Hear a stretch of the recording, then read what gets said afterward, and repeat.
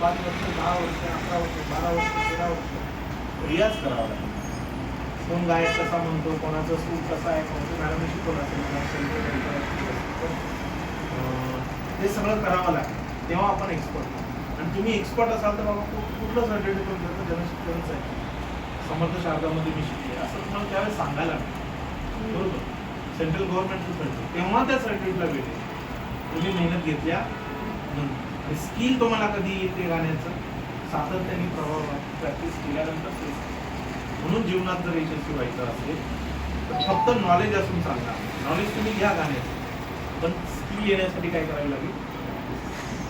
तर जगात अशी अनेक लोक आहेत, स्किल आहे, कला कौशल्य आहे, खूप प्रॅक्टिस करतात, नॉलेज खूप आहे, तरी देखील ते जीवनात यशस्वी होत नाहीत. कारण तिसरी सगळ्यात महत्त्वाची गोष्ट ही असायला हवी, पॉझिटिव्ह ॲटिट्यूड, सकारात्मक मानसिकता.